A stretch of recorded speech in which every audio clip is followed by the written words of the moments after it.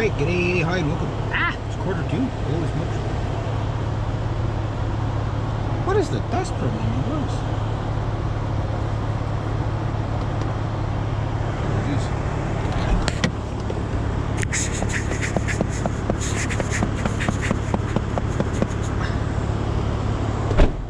I guess that's from the steel?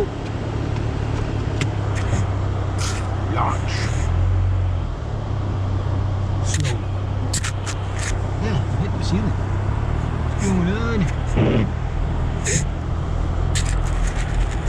Oh, it's because I got my tooth button, that's why. Ow. Got my chainsaws, I got everything.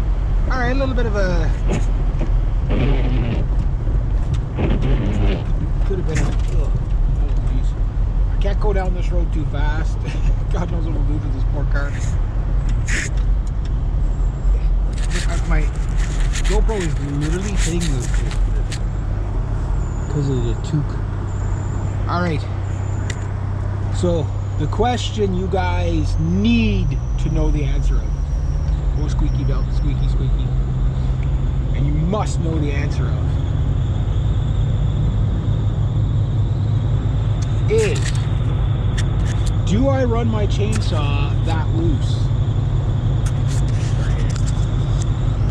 And the answer is no, I do not run my chainsaw chain that loose. Is that warm yet? Warmish. Warmish.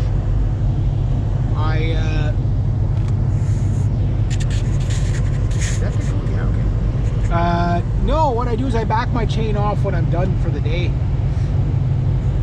Somebody had asked me that, you know, if I ran my chain like sagging like that. No, I do the 3-link thing for tightness or whatever. I've been doing that forever and a day.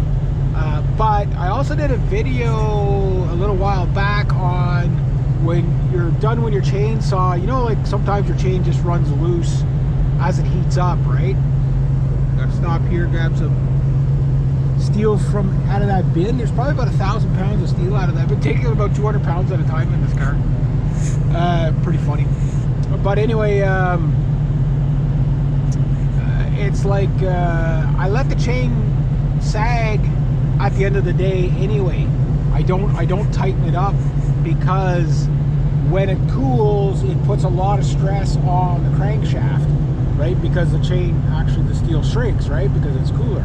Oh, poor little chipmunk. Or squirrel. I'm not sure if that was a chipmunk or a squirrel. And what ends up happening is you wear out your crankshaft pin and you know all that stuff a lot quicker, right? So by relieving the tension on the chain when you're done, it doesn't matter when the chain cools down, it won't be too tight. So that's why I leave it like that at the end of the day.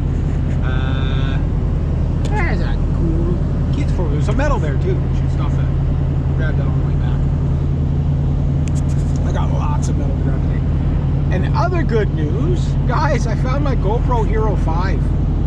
Yeah, I can't believe that. It's like, I think it was it could have been 2018. I'm pretty sure it was 2019. The last normal year on this planet, or semi-normal.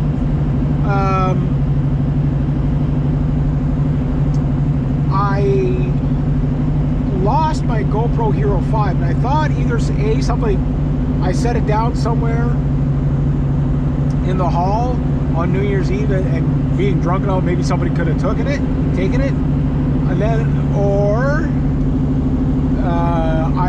I dropped it somewhere. So the next day I was hungover, walking up and down the town, you know, because I knew the snow was coming, and I was looking desperately to see if I had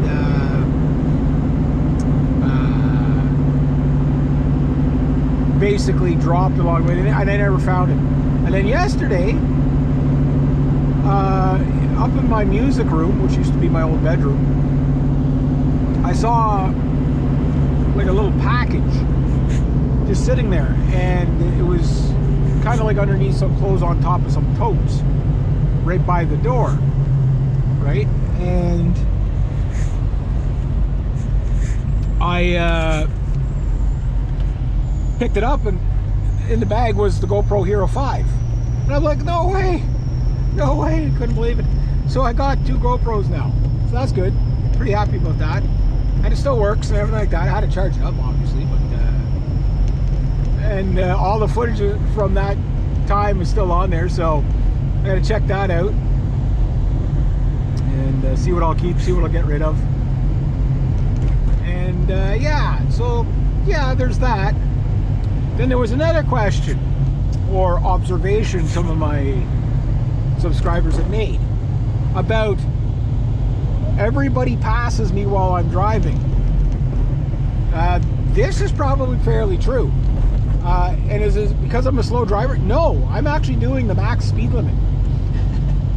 It's everybody in this province speeds. That, like, nobody does the speed limit. I'm the only guy. Like, you know what I mean? Very rarely do I have people sit behind me for very long. I'm just like, because I'm like the only guy that gets pulled over. Like, you could have 20 people in a row going as fast as they can, right? Like way over the speed limit. And if I'm on the tail end of that, I'm getting pulled over, right? If I'm in the middle, they'll single me out and pull me over. You know what I mean? Like, why me? I don't know. It just, I'm the guy that gets pulled over.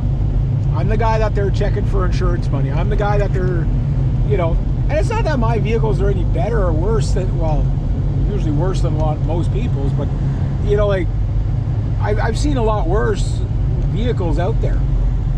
But for some reason, I'm the guy that just ends up getting pulled over. You know, everybody else is speeding, I do the speed limit, and I get pulled over. It's like, you okay, or your vehicle broken? You know, it's like, why are you doing the speed limit? Everybody else is like 20 over.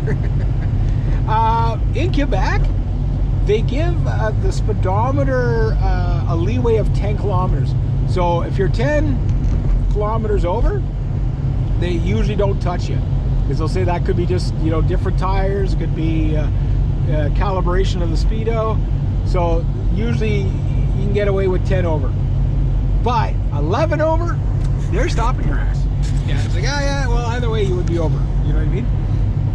You'd be either 1 over or 11 over. You're somewhere in between. So we know you're over, right? And 120, you get a hell of a fine.